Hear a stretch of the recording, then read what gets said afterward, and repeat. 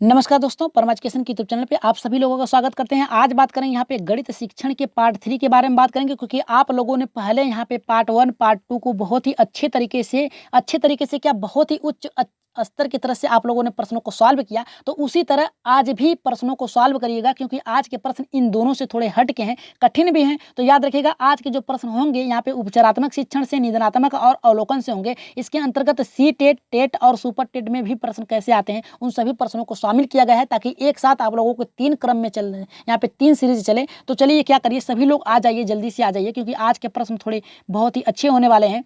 तो सभी लोग कल की उससे पहले जैसे क्लास चली थी वैसे ही प्रश्नों को सॉल्व करिएगा। तो जो भाई बहन हमारे चैनल पे नए हैं और अभी तक हमारे चैनल को सब्सक्राइब नहीं किया, तो सब्सक्राइब करने के साथ साथ बेल आइकन का बटन जरूर दबाएं, ताकि लाइव आने पर आप लोगों के पास एक नोटिफिकेशन पहुंच जाए। और शेयर कर दीजिए अपने अपने भाई बहनों में, ताकि अधिक से अधिक लोग जुड़ सकें, वो भी हमारे चैनल से जुड़ सके। तो चलिए आ जाइए सभी लोग। और स्कोर आप लोगों का वही रहेगा 13+। याद रखिएगा, 15 में से 13+ आप लोगों को सही करना है। तो देखते हैं कितने लोगों का 13+ सही होता है।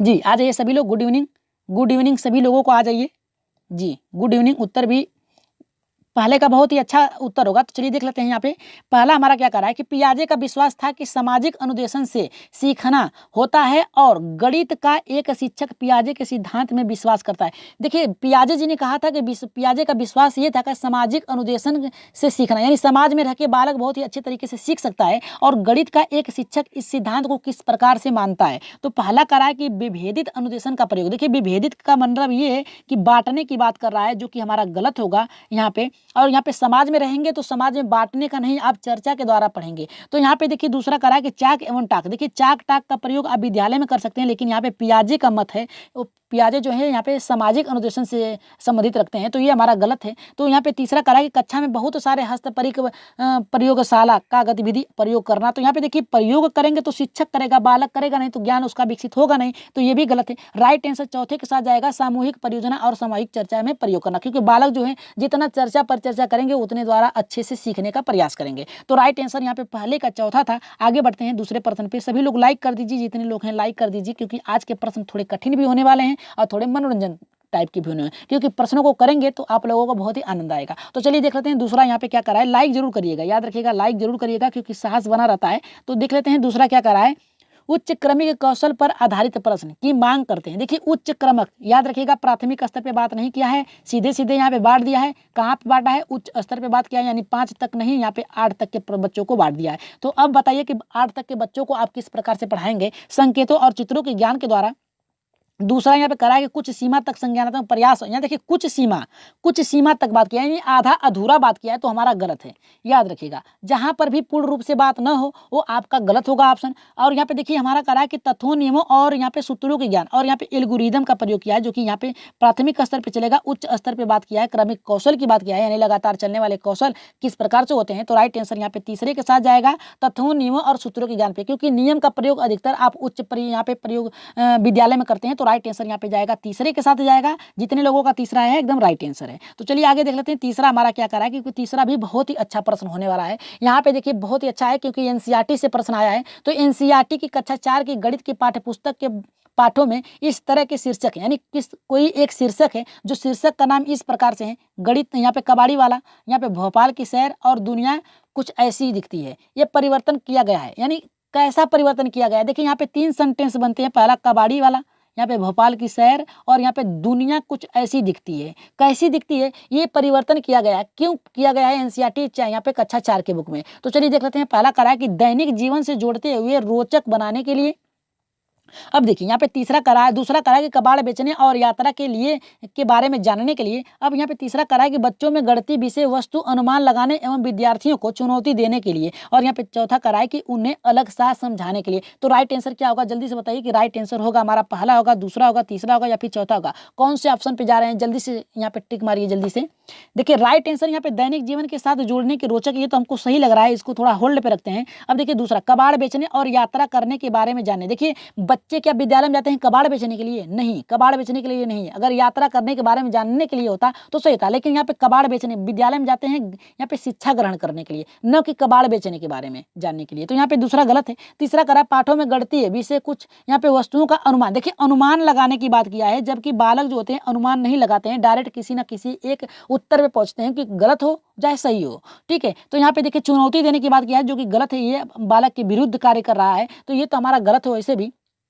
और यहाँ पे देखिए चौथा करा कि उन्हें अलग से समझाना। देखिए अलग से समझाएंगे तो ये हमारा गलत होगा, सभी को सामूहिक रूप से समझाना चाहिए। तो राइट आंसर यहाँ पे जाएगा सीधे सीधे हमारा यहाँ पे पहले के साथ जाएगा, दैनिक जीवन से जोड़ के यहाँ पे पढ़ाने के रोचक बनाने के लिए। तो राइट आंसर यहाँ पे जाएगा पहले के साथ जाएगा। आगे बढ़ते हैं यहाँ पे चौथे प्रश्न पे, देख लेते हैं चौथा प्रश्न क्या करा है यहाँ पे। जी, चौथा प्रश्न ये करा है उपचारात्मक शिक्षण की व्याख्या में शामिल है। देखिए उपचारात्मक शिक्षण की व्याख्या में शामिल है, क्या यहाँ पे शामिल है? समूह अनुवर्ग शिक्षण, दूसरा करा है निरीक्षण अनुवर्ग शिक्षण, और चौथा करा है कि यहाँ पे व्यक्तिगत अनुवर्ग शिक्षण, और यहाँ पे चौथा करा है कि सभी। तो राइट आंसर क्या होगा? हमने आप लोगों को ट्रिक बताया है कि अगर ऑप्शन में सभी आ गया है तो याद रखिएगा वो आपका ऑप्शन 100% सही होगा, 99% सही होगा। 1% की गारंटी नहीं ले सकते हैं, क्योंकि प्रश्न आप पढ़िए, अगर आपको लग रहा है तो उसमें आप क्या करिए, गलत करिए। लेकिन यहाँ पे उपचारात्मक शिक्षण की व्याख्या में शामिल है। व्याख्या में देखिए समूह भी हो सकता है, समूह के द्वारा भी आप अनुवर्ग शिक्षण मतलब समूह के द्वारा भी गतिविधि आधारित शिक्षण दे सकते हैं। निरीक्षण अनुवर्ग, निरीक्षण यानी आप क्या कर सकते हैं, बालकों को देख सकते हैं, तब भी आप वहाँ पे उनकी शिक्षण कर सकते हैं। व्यक्तिगत यानी किसी एक पर भी ध्यान देकर आप क्या कर सकते हैं, यहाँ पे शिक्षण दे सकते हैं, उपचारात्मक कार्य कर सकते हैं। अगर तीनों हमारा राइट आंसर है तो चौथा हमारा ऑलरेडी सही होगा। तो चलिए आगे बढ़ते हैं, यहाँ पे पांचवें प्रश्न पे देख लेते हैं। और जो भाई बहन हमारे चैनल पे नए हैं, अभी से जुड़े हैं, सब्सक्राइब नहीं किया तो सब्सक्राइब भी कर लीजिए और लाइक तो करना न भूलें। तो चलिए क्या करें, यहाँ पे पांचवें प्रश्न को देख लेते हैं। पांचवा हमारा यहाँ पे क्या करा है, देखिए पांचवा बहुत ही अच्छा प्रश्न है। यहाँ पे करा है कि अधिगम से संबंधित गलतियों कमियों को दूर करने के लिए क्या आवश्यक है। तो पहला यहाँ पे करा है कि उपलब्धि परीक्षण, दूसरा करा है निदानात्मक परीक्षण, चौथा करा है, तीसरा करा है कि उपचारात्मक, और चौथा करा है कि सूक्ष्म शिक्षण। अब देखिए सूक्ष्म शिक्षण मिस होता है एकदम छोटा सा, यानी छोटा, कोई कहीं भी छोटा सा आप उन्हें उपचारात्मक कार्य दे सकते हैं। और यहाँ पे देखिए, यहाँ पे उपचारात्मक शिक्षण की बात किया है, निदानात्मक शिक्षण की बात किया है, उपलब्धि यहाँ पे परीक्षण की बात किया है। तो पांचवें का राइट आंसर क्या होगा, जल्दी से बताइए आप लोग क्या होगा। देखिए उपलब्धि का मतलब ये होता है कि जब बालक किसी कार्य को पूरा कर लेता है, ठीक है, पूरा कर लेगा, तब वहां पे उपलब्धि परीक्षण होता है। अब देखिए निदानात्मक कार्य, निदान यानी पहले क्या होगा, बालक को आप देखेंगे, अवलोकन करेंगे यानी देखेंगे, इसके बाद निदान यानी कैसे, निदान का मतलब होता है कैसा उसे उपचार दिया जाए। लेकिन यहाँ पे कह रहा है कि अधिगम संबंधित गलतियों कमियों को दूर करने के लिए क्या करेंगे, उपचारात्मक शिक्षण का कार्य करेंगे। राइट आंसर जाएगा यहाँ पे तीसरे के साथ जाएगा। आगे बढ़ते हैं छठे प्रश्न पे, इसी बात पे। जी यहाँ पे देख लेते हैं छठा हमारा क्या कर रहा है। देखिए छठा हमारा ये करा है कि गणित का वह शैक्षिक उद्देश्य जिसे शिक्षक कक्षा में ही प्राप्त कर लेता है कहलाता है। देखिए ये प्रश्न तीसरी बार रखा गया है, पहले इससे पहले जो क्लास चलाई गई थी उसमें ये प्रश्न शामिल किया गया था। तो ये प्रश्न आपको लगातार सीटेट में मिलने को देख सकते हैं। तो यहाँ पे देखिए हमारा राइट आंसर क्या होगा, क्या प्राप्त कर लेता है। पहला यहाँ पे करा है कि व्यवहारगत उद्देश्य प्राप्त कर लेता है, और यहाँ पे दूसरा सामान्य उद्देश्य प्राप्त कर लेता है, तीसरा विशिष्ट उद्देश्य, चौथा करा है कि प्राप्त उद्देश्य। तो राइट आंसर यहाँ पे क्या होगा, पहला सही होगा, दूसरा सही होगा, तीसरा या फिर चौथा। तो राइट आंसर जल्दी से कमेंट करिए कि फर्स्ट यहाँ पे छठे का आंसर क्या होगा। जी छठे का राइट आंसर जाएगा यहाँ पे प्राप्त उद्देश्य, यहाँ पे राइट आंसर जाएगा यहाँ पे प्राप्त उद्देश्य। ठीक है, राइट आंसर होगा चौथा होगा, क्योंकि व्यवहारगत उद्देश्य देखिए बालकों में व्यवहार के द्वारा परिवर्तन करता है बाल, यहाँ पे शिक्षक के द्वारा। और यहाँ पे सामान्य उद्देश्य, सामान्य का मतलब होता है किसी कार्य को पूरा करने के लिए उसके द्वारा दिया गया शिक्षा, यहाँ पे जो उपचारात्मक कार्य होता है श्रेणी, उसे रखा जाता है। लेकिन यहाँ पे बात किया है गणित शिक्षण के उद्देश्य जिसे शिक्षक कक्षा में ही प्राप्त करता है। तो प्राप्त उद्देश्य ही तो होता है जिससे बालक क्या होता है, अपने क्या करता है, कार्यों के द्वारा प्रभावित करता है शिक्षक को। तो यहाँ पे राइट आंसर जाएगा यहाँ पे प्राप्त नहीं, यहाँ पे विशिष्ट नहीं जाएगा, यहाँ पे जाएगा चौथे के साथ जाएगा। तो आगे बढ़ते हैं सातवें प्रश्न पे, देख लेते हैं सातवां प्रश्न यहाँ पे क्या करा है। जी सातवां प्रश्न बहुत ही अच्छा है। यदि ज्यामितीय आकृतियों का बोध हो जाता है तो छात्रों के व्यवहार में परिवर्तन होगा। कैसा परिवर्तन होगा, तो पहला करा है कि आकृतियों के, देखिए छठा का हम बाद में देख लेंगे, पहले यहाँ पे देखिए सातवां का, क्योंकि छठा में थोड़ा कंफ्यूजन हो सकता है, लेकिन सातवां हमारा यहाँ पे देखिए बहुत ही अच्छा प्रश्न है। तो यहाँ पे देखिए यदि ज्यामितीय आकृतियों का बोध हो जाता है तो छात्रों के व्यवहार में परिवर्तन होगा। देखिए पहला करा है कि आकृतियों के वर्गीकरण करने का, दूसरा करा है कि वैसी आकृतियों को खींचने में, और यहाँ पे तीसरा करा है कि आकृतियों की प्रशंसा करने में, और यहाँ पे चौथा करा है कि गणित परिषद पट ज्यामितीय आकृतियों का प्रदर्शन करने में। तो राइट आंसर यहाँ पे सातवें का क्या होगा, बहुत ही अच्छा प्रश्न है। तो राइट आंसर क्या होगा जी, अगर आप ज्यामिति का प्रयोग कर रहे हैं, ज्यामिति का आकृतियों का प्रयोग करें तो आकृतियों में वर्गीकरण यानी बांटने की ही बात तो करेंगे। तो राइट आंसर यहाँ पे जाएगा सीधे सीधे यहाँ पे पहले के साथ जाएगा। आगे बढ़ते हैं, यहाँ पे देखिए ये नहीं होगा, चौथा हमारा नहीं होगा, राइट आंसर जाएगा यहाँ पे पहले के साथ जाएगा। आगे बढ़ते हैं 8वें प्रश्न पे, देख लेते हैं 8वां प्रश्न यहाँ पे क्या कर रहा है। देखिए 8वां प्रश्न भी बहुत ही अच्छा है। उससे बेहतर प्रश्न ये है कि यदि आपकी कक्षा में, मान लीजिए आप कक्षा में पढ़ा रहे हैं, यदि आपकी कक्षा में कोई छात्र गणित विषय में कई बार अनुत्तीर्ण होता है तो आप गणित के किस क्षेत्र में कमजोर हैं ये जानने के लिए आप क्या करेंगे। तो बच्चे कौन से विषय में कमजोर हैं, कौन से किस कारण वो वहाँ पे अपनी कठिनाई को प्रदर्शित कर रहे हैं, तो उसे जानने के लिए आप क्या करेंगे। तो पहला कराए लिखित कार्य करवाएंगे, दूसरा मौखिक कार्य, तीसरा कराए निदानात्मक कार्य, चौथा कराए उपचारात्मक कार्य। तो राइट आंसर क्या होगा, जल्दी से हमारा बताइए कि राइट आंसर 8वें का क्या होगा।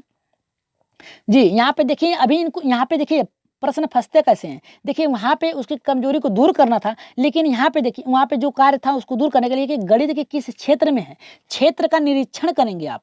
तो निरीक्षण जब करेंगे आप तो निदानात्मक में जाएगा, यानी अभी निर्धारित नहीं है कि किस क्या कौन सा उपचार देना है, ठीक है। तो यहाँ पे निदानात्मक के साथ जाएगा, निदान करना उनकी कठिनाइयों का। तो राइट आंसर जाएगा यहाँ पे हमारा, यहाँ पे तीसरे के साथ जाएगा, चौथा हमारा गलत होगा। आगे बढ़ते हैं यहाँ पे 9वें प्रश्न पे, देख लेते हैं 9वां प्रश्न यहाँ पे क्या कर रहा है। देखिए 9वां प्रश्न भी अच्छा है और लास्ट में आप लोगों को अगले दिन के जो प्रश्न हैं वो उत्तर दिए थे आप लोगों ने 15 के, उसके उत्तर और आपके नाम भी बताए जाएंगे। तो यहाँ पे देखिए 9वां हमारा ये कर रहा है कि निदानात्मक परीक्षणों से ज्ञात किया जा सकता है। देखिए निदानात्मक परीक्षणों से क्या ज्ञात किया जा सकता है, सबसे अच्छा तरीका ये है कि आप किस प्रकार से बालक की जांच परख को निर्धारित करते हैं, ये सबसे अच्छा तरीका होता है। तो यहाँ पे देखिए हम बात करेंगे यहाँ पे 9वें का। तो 9वां हमारा पहला करा है ऑप्शन की छात्रों के लिए कठिनाइयों के क्षेत्र एवं उनके द्वारा किए जाने वाली विशेष प्रकार की त्रुटियां। देखिए यहाँ पे विशेष प्रकार की त्रुटियों की बात किया है। और यहाँ पे देखिए यहाँ पे किया है दूसरा कि छात्रों की गणितीय पृष्ठभूमि का अभाव, और यहाँ पे तीसरा करा है कि छात्रों की गणित के प्रति रुचि होना, और यहाँ पे देखिए चौथा करा है कि छात्रों के लिए गणित का यहाँ पे कठिन होना। तो देखिए छात्रों के लिए गणित का कठिन होना ये उनके स्तर यानी बौद्धिक क्षमता पे निर्धारित करता है, जो कि गलत है। देखिए छात्रों की गणित में रुचि, अगर बालकों की रुचि होती तो वो कैसे प्रश्नों को गलत करते, उनको निदानात्मक की जरूरत ही नहीं पड़ती। तो यहाँ पे ये गलत है। अब देखिए बचा हमारा कौन सा, दो बचा, पहला और दूसरा। तो पहले और दूसरे में से कौन से ऑप्शन पे जा रहे हैं जी, राइट आंसर जाएगा यहाँ पे पहले के साथ जाएगा, छात्रों की गणितीय पृष्ठभूमि का अभाव। ये थोड़े नहीं जानना है कि बालक कौन से समाज से आया है, कौन से यहाँ पे जाति धर्म से आया है, उसकी जो आर्थिक स्थिति कैसी है। पृष्ठभूमि का मतलब ये होता है कि उसके हर एक वस्तु, हर उसके घरेलू वस्तुओं के बारे में जानना, यहाँ पे तो व्यवसायिक के बारे में जानना। तो ये तो नहीं हो सकता, राइट आंसर जाएगा यहाँ पे हमारा पहले के साथ जाएगा। आगे बढ़ते हैं यहाँ पे 10वें प्रश्न पे, देखते हैं 10वां प्रश्न क्या कर रहा है कि कमजोर तथा पिछड़े छात्रों के लिए उपचारात्मक शिक्षण का उपयोग किया जाता है। देखिए यहाँ पे कमजोर एवं यहाँ पे बात क्या है, पिछड़े का मतलब है जो छूट गए हैं, जिनकी शिक्षा रुक गई है, और कमजोर जो पढ़ने में कमजोर हैं, और ऐसे छात्रों के उपचार शिक्षण के लिए क्या करेंगे। पहला करा कि निदानात्मक मूल्यांकन के बाद उपयोग किया जाता है। देखिए शिक्षण का यहाँ पे उपयोग किया जाता है, कब किया जाता है, निदानात्मक को यहाँ पे मूल्यांकन के बाद किया जाता है। दूसरा करा है उपलब्धि परीक्षण के बाद किया जाता है। तीसरा करा है कि निदानात्मक परीक्षण के पहले किया जाता है, और यहाँ पे उपलब्धि परीक्षण के पहले किया जाता है। तो राइट आंसर यहाँ पे हमारा 10वें का क्या होगा, जल्दी से बताइए कि 10वें का राइट आंसर क्या होगा। जी देखिए यहाँ पे बात क्या है, कमजोर और पिछड़े बालकों को उपचारात्मक। देखिए उपचारात्मक दे दिया है, तो आप लोगों को पहले ही हमने कहा है उपचारात्मक जो आएगा वो आप एक उसके बालकों की जानकारी इकट्ठा करने के बारे में पूछेगा। तो यहाँ पे आप जानकारी किस में बात करेंगे, निदानात्मक यानी किस प्रकार से दूर किया जाएगा उसके अनुसार करेंगे, या फिर उपलब्धि यानी जो कार्य कर चुके हैं उसके बाद, या फिर निदानात्मक परीक्षण के पहले, यानी आप पहले जांचे समझेंगे नहीं, पहले उसे क्या करेंगे, उपचार दे देंगे। तो ये तो हमारा गलत है। उपलब्धि परीक्षण यानी आप कार्य बालक कर ले रहा है, उसके बाद आप कार्य करेंगे, जब वो कार्य पूरा कर ही लेगा तो आप उसे कहाँ से देंगे उपचारात्मक कार्य, तो ये गलत है।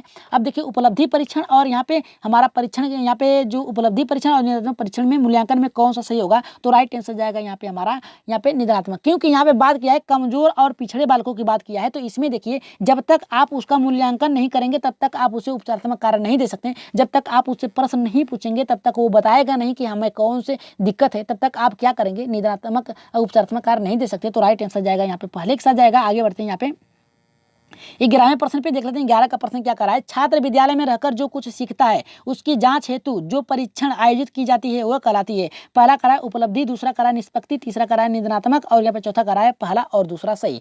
तो राइट आंसर यहाँ पे क्या होगा, जल्दी से बताइए कि 11 का राइट आंसर होगा हमारा। जी राइट आंसर क्या होगा हमारा, जल्दी से बताइए जी। इसका राइट आंसर जाएगा हमारा, जल्दी से बताइए, चौथे के साथ जाएगा, एकदम राइट आंसर जाएगा, पहला और दूसरा दोनों होगा, उपलब्धि परीक्षण और यहाँ पे निष्पत्ति परीक्षण, ये दोनों ही जाएगा। तो राइट आंसर होगा यहाँ पे चौथा। आगे बढ़ते हैं यहाँ पे 12वें प्रश्न पे, देख लेते हैं 12 का प्रश्न हमारा यहाँ पे क्या करा है। मंद बुद्धि छात्रों के स्तर में सुधार हेतु उपयोगी परीक्षा है। देखिए मंद बुद्धि जो सीखने में बहुत ही कठिनाई का सामना करते हैं, सीखने में बहुत ही कमजोर हैं, ऐसे बालकों के स्तर को सुधारने के लिए उपयोगी परीक्षा हो सकती है मंद बुद्धि परीक्षण। दूसरा यहाँ पे निदानात्मक परीक्षण, चौथा करा है, तीसरा करा है कि सृजनात्मक, चौथा करा है कि विश्लेषणात्मक। तो राइट आंसर यहाँ पे 12 का क्या होगा, जल्दी से बताइए कि 12 का राइट आंसर क्या होगा। देखिए हमने आप लोगों को पहले ही बता दिया है कि जो अगर ऑप्शन में हो वही, अगर जो प्रश्न में हो अगर पूछा हो वही अगर ऑप्शन में आ जाए तो वो आपका 100% गलत होगा। याद रखिएगा 100% गलत होगा। तो ये तो हमारा कट गया। अब बचा 3, तो 3 में से राइट आंसर क्या होगा हमारा, जल्दी से बताइए कि इन तीनों में से राइट आंसर क्या होगा, निदानात्मक परीक्षण, सृजनात्मक या फिर यहाँ पे विश्लेषण। देखिए विश्लेषणात्मक में होता बांटना, ठीक है, बांट कर आप किसी का यहाँ पे क्या करेंगे, बांट के क्या किसी का आप उसका जो स्तर है उसे सुधार सकते हैं, नहीं सुधार सकते हैं, उनकी कठिनाइयों को जानना चाहिए। सृजनात्मक परीक्षण, यहाँ पे देखिए सृजनात्मक मतलब ये होता है कि बालक जब अच्छे कार्यों को कर रहा है तब आप उसका उपचार करेंगे, लेकिन यहाँ पे मंद हो तो कुछ सीख ही नहीं पा रहा है, तो राइट आंसर जाएगा यहाँ पे निदानात्मक, उसकी कठिनाई क्या है ये जानने के बाद उसका उपचार करना।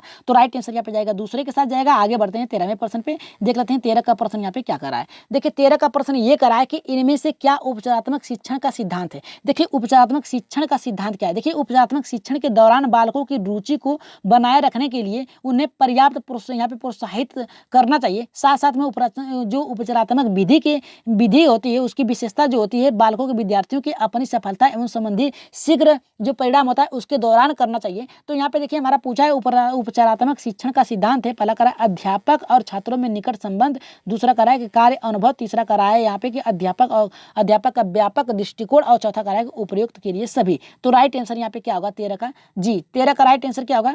हमने पहले ही कहा है कि अगर सभी आ जाए तो सभी आप पहले मारिए, इसके बाद जो होगा देखा जाएगा। राइट आंसर जाएगा यहाँ पे चौथे के साथ जाएगा। आगे बढ़ते हैं यहाँ पे 14वें प्रश्न पे, देखते हैं 14वां का आप लोगों का सही होता है या फिर नहीं, क्योंकि अभी तक आप लोगों ने चौथा जहां भी देखा है वहां पे सही किया है। ये प्रश्न थोड़ा हट के याद रखिएगा, यहाँ पे चौथा नहीं होगा, ठीक है, यहाँ पे चौथा नहीं होगा। तो आप बताइए आप लोग कौन से ऑप्शन पे जा रहे हैं। उपचारात्मक यहाँ पे शिक्षण आवश्यक है। उपचारात्मक शिक्षण आवश्यक है किसके लिए, मंद बुद्धि बच्चों के लिए, पिछड़े बच्चों के लिए, प्रतिभाशाली बच्चों के लिए, या फिर उपयुक्त सभी। याद रखिएगा ये सबसे हट के प्रश्न है। देखते हैं आप लोग क्या करते हैं, कौन से ऑप्शन पे जाते हैं, पहले पे जा रहे हैं, दूसरे पे जा रहे हैं, तीसरे पे या फिर चौथे पे। उपचारात्मक शिक्षण आवश्यक है किसके लिए आवश्यक है, तो राइट आंसर क्या होगा यहाँ पे, राइट आंसर क्या होगा यहाँ पे मंद बुद्धि बच्चों के लिए जो सीख नहीं सकते, पिछड़े बालक जो शिक्षा से कट गए हैं, प्रतिभाशाली बच्चों के लिए। तो राइट आंसर क्या होगा, जल्दी बताइए कि राइट आंसर क्या होगा, तो या फिर उपयुक्त सभी। तो राइट आंसर जी इसका देखिए राइट आंसर जो जाएगा यहाँ पे चौथा, फिर भी चौथा ही जाएगा कि मंद बुद्धि बालकों के लिए भी उपचारात्मक होता है, पिछड़े बालकों के लिए भी होता है, जो प्रतिभाशाली बच्चे होते हैं उनकी भी कोई ना कोई कठिनाई होती है। तो इस आधार पे हमारा चौथा सही होगा। राइट आंसर जाएगा यहाँ पे चौथे के साथ जाएगा। थोड़ा आप लोगों को कंफ्यूज करने का प्रयास किया था लेकिन आप लोगों ने अच्छे से दिया है, तो राइट आंसर जाएगा यहाँ पे चौथे के साथ जाएगा। आगे बढ़ते हैं यहाँ पे 15वें और अंतिम प्रश्न पे, देख लेते हैं हमारा यहाँ पे 15वां क्या कर रहा है। देखिए अधिगम संबंधित कठिनाइयों और कमियों के स्वरूप का निर्धारित करना कहलाता है। देखिए अधिगम संबंधित कठिनाइयों और कमियों के स्वरूप का निर्धारण करना कहलाता है, क्या कहलाता है, उपचारात्मक शिक्षण, दूसरा निदानात्मक, तीसरा त्रुटि और चौथा करा के विचार। तो 15 का राइट आंसर क्या होगा, इसका आंसर आप लोग जल्दी से कमेंट बॉक्स में बताइए और यहाँ पे क्लास खत्म होगी उसके बाद भी आप लोगों को बताना है उत्तर। तो यहाँ पे देखिए हमारा पूछा है कि अधिगम संबंधित, जो अधिगम से संबंधित यानी सीखने से संबंधित जितनी भी कठिनाइयों कमियों के स्वरूप को निर्धारित करना क्या कहलाता है, उपचारात्मक, निदानात्मक, त्रुटि या फिर विचार। तो राइट आंसर क्या होगा जल्दी से बताइए। इसका आंसर आप लोग कहाँ बताएंगे, कमेंट बॉक्स में बताएंगे। और चलिए अपना कल क्लास नहीं चली थी, उसके पहले जो क्लास चली गई थी यहाँ पे गणित की सेकेंड पार्ट, उसमें आप लोगों का स्कोर क्या था, आप लोगों को उत्तर कैसे थे, आइए देख लेते हैं। इसका आंसर आप लोग 15 का बता दीजिएगा कमेंट बॉक्स में। यहाँ पे देखिए जो भाई बहन हमारे चैनल पे नए हैं और अभी तक हमारे चैनल को सब्सक्राइब नहीं किया तो परमा एजुकेशन चैनल को सब्सक्राइब करने के साथ साथ क्या करिए, लाइक और शेयर जरूर करिएगा और अपने अपने ग्रुपों में शेयर कर दीजिएगा ताकि अधिक से अधिक लोग जुड़ सकें। आज के लिए इतना कर दीजिएगा, कम से कम शेयर कर दीजिएगा, जितने लोग हो सकें उतने लोगों को जोड़ दीजिएगा। तो चलिए देख लेते हैं, आगे बढ़ते हैं। यहाँ पे आप लोगों को उत्तर जो कल उससे पहले जो प्रश्न थे वो प्रश्न का उत्तर क्या था देख लीजिए कि गणित की पाठ्य पुस्तक में विभिन्न प्रकरणों में खंड अभ्यास समय को समाहित करने का उद्देश्य क्या होता है। पहला कला कि शिक्षार्थियों को आनंद एवं मस्तिष्क प्रदान करना, ये हमारा गलत है। दैनिक दिनचर्या में बदलाव करना, दैनिक दिनचर्या में बदलाव नहीं कर सकते हैं, बालक के परिवेश के साथ जोड़ के पढ़ाना है। समय का यहाँ पे बेहतर सदुपयोग सुनिश्चित करना, सुनिश्चित नहीं उसका उपयोग करना चाहिए। और यह विस्तृत अधिगम अवसर पता, देखिए अवसर आ गया सबसे बेस्ट तरीका है। राइट आंसर जाएगा चौथे के साथ जाएगा। अब देख लेते हैं कितने लोगों का सही हुआ था। जी यहाँ पे देख लेते हैं, सबसे पहले आया है विनीता जी का। देखिए विनीता का आया है यहाँ पे 15 होगा, 15 का चौथा आया जो कि राइट आंसर है यहाँ पे राइट आंसर इनका आया है। आरती का भी देखिए यहाँ पे आया है 15 का 4 जो कि राइट आंसर है। अवसर उपलब्ध कराना, यहाँ पे बिनी का फिर आया है यहाँ पे 15 का यहाँ पे 4 आया है जो कि राइट आंसर है। और यहाँ पे वैष्णो का भी देखिए यहाँ पे 15 का 4 आया है जो कि राइट आंसर है। शहजान मलिक का भी देखिए यहाँ पे 15 का 4 आया है जो कि एकदम राइट करेक्ट आंसर है। तो यहाँ पे देखिए सभी लोगों का भी एकदम राइट आंसर आया है। और भी देख लेते हैं यहाँ पे देखिए बिनी का फिर विनीता का आया है यहाँ पे 15 का यहाँ पे 4 आया है जो कि राइट आंसर है। यहाँ पे चौथा राइट आंसर है यहाँ पे विनीता का। और यहाँ पे रामरती प्रजापति जी का भी देखिए यहाँ पे आया है 15 का 4 जो कि एकदम राइट आंसर है। और यहाँ पे विनीता का फिर आया है 15 का 4। और दिलीप कुमार जी का भी 15 का 4 आया है। दीपा सिंह का भी देखिए यहाँ पे आया है 15 का 4 जो कि राइट आंसर है। और दिलीप का भी देखिए यहाँ पे कितने 4 लगा दिए हैं, यानी अगले दिन का भी लगा दिए हैं। तो यहाँ पे देखिए 15 का यहाँ का भी 4 आया है। और यहाँ पे दीपा का भी आया है। और यहाँ पे देखिए अनिता जी का भी देखिए यहाँ पे 15 का 4 आया है जो कि एकदम राइट आंसर है। वैष्णो का भी देखिए यहाँ पे आ गया है 15 का यहाँ पे 4 जो कि राइट आंसर है। तो चलिए आगे देख लेते हैं कुछ लोगों का और है। वैष्णो जी का आज मेरे 14 सही हुए, यानी देखिए एक इनका गलत हुआ है। केवल आप लोग अपना स्कोर बता दीजिएगा। यहाँ पे ओके कहें रिया जी किसी को। अनिता जी आज मेरे 2 गलत हुए हैं। देखिए गलत मत करिए, जितना भी स्तर आप लोग ऊपर करिए। बहुत ही अच्छे तरीके से प्रश्नों को सॉल्व कर रहे हैं, बहुत ही अच्छे तरीके से। तो आपका स्कोर देखिए यहाँ पे आपका 13 सही हुआ, लेकिन आपको 14 तक कम से कम पहुँचाना है। तो यहाँ पे देखिए पूजा जी का भी देखिए 12 सही हुए हैं, इनका देखिए 3 गलत हो गया है। तो यहाँ पे वैष्णो 15 में से 14 सही हुए हैं, देखिए 1 इनका गलत हुआ है केवल। तो इनका भी बहुत ही अच्छा स्कोर रहा है। आज मेरे 3 क्वेश्चन गलत हुए, इनका देखिए 12 प्रश्न रिया जी का सही हुए हैं। और यहाँ पे विनीता बहुत अच्छे वैष्णो जी यहाँ पे देखिए इनको कह रहे हैं कि बहुत ही अच्छे तरीके से, क्योंकि आपने एक ही केवल गलत किया है। अपना भी देखिए कि आपने कितने प्रश्नों को गलत किया है। आपने यहाँ पे 2 प्रश्नों को गलत किया है। तो देखिए वैष्णो सिंह यहाँ पे वैष्णो सिंह का देखिए आ गया है। थैंक यू रिया जी, आपको बोली हैं तो देख लीजिएगा। अब देखिए आरती कृपया सर यहाँ पे कृपया से 13 नंबर का चेक कर लीजिएगा, देख लेंगे 13 नंबर का अगले दिन। तो यहाँ पे देखिए पहले हम आगे बढ़ते हैं। आज की क्लास सुपर बहुत ही अच्छी थी, थैंक यू। और यहाँ पे देखिए आरती जी का भी देखिए 13 प्रश्न सही हुए हैं 15 में से। तो यहाँ पे पूजा जी का क्लास थैंक यू आपको भी। और यहाँ पे आरती जी का 15 का 4 विस्तृत अधिगम अवसर, जहाँ पर भी आप पालकों को अवसर देंगे, किसी को भी अवसर प्रदान करेंगे तो वो आपका राइट आंसर होगा, क्योंकि अवसर के द्वारा बालक अधिक से सीखता है, अच्छे से सीखता है, अस्थायी ज्ञान होता है। तो 15 का 4 अवसर होगा। यहाँ पे रिया जी का आ गया है, विनीता जी का 15 का यहाँ पे 4 आया है जो कि राइट आंसर है। तो आगे बढ़ते हैं। यहाँ पे राम रति जी का भी आ गया है, यहाँ पे 4 आया है 15 का जो कि राइट आंसर है। Good evening sir, thank you आपको भी गुड इवनिंग। अभी अब गुड नाइट होने वाला है। तो पूजा जी का यहाँ पे देखिए 15 का 4 आया है जो कि राइट आंसर भी इनका है। तो वैष्णो जी का सुपर क्लास थैंक यू। आप लोगों के स्तर के अनुसार ही तो बनाया जाता है। आप लोग बस शेयर करिए, ज़्यादा से ज़्यादा लोगों को जोड़िए और अपने अपने ग्रुपों में फैला दीजिए। और यहाँ पे गुलशन जी का भी देखिए 4 आया है। सजीव पर्यावरण की क्लास चलाने, अब पर्यावरण की ही क्लास चलेगी अब लगातार 2-3 दिन। यहाँ पे 15 का 4 आया ऋतिक जी का जो कि राइट आंसर है। और यहाँ पे दिलीप कुमार जी का गुड इवनिंग सर जी, तो थैंक यू आपको भी। और अभी गुड नाइट होने वाला है। तो यहाँ पे 15 का 4 आया है वंदना जी का जो कि राइट आंसर है। तो आगे देख लेते हैं कुछ लोगों का और है। यहाँ पे वंदना जी का 4 आया है। और यहाँ पे सरिता का भी 15 का 4 आया है। और आफ्ताब अहमद जी का देखिए, आफ्ताब अहमद जी का यहाँ पे 15 का 4 आया है जो कि राइट आंसर है आफ्ताब अहमद जी का। बहुत ही अच्छे तरीके से सर 13 देख लेंगे, पॉजिटिव पूछा है, एक बार देख लेंगे, अगली क्लास में रख लेंगे। वैसे भी देख लेते हैं। हमको लगता है कि आप लोग सही से प्रश्न को पढ़े नहीं, क्योंकि वो ऑप्शन ही सही था जो था, क्योंकि उस प्रश्न को फिर से चला दिया जाएगा 13 का। और आगे बढ़ते हैं। उत्तर यहाँ पे दिया गया है और आप लोग क्या करिए, इसका उत्तर आप लोग देंगे जी। इसका उत्तर आप लोग देंगे कि अधिगम संबंधित कठिनाई और कमियों को स्वरूप निर्धारित करने के लिए क्या होगा। इसका उत्तर कमेंट बॉक्स में देंगे। और आज की क्लास आप लोगों को कैसी लगी एक बार कमेंट बॉक्स में जरूर बताइएगा। तो आज के लिए इतना ही, धन्यवाद, गुड नाइट।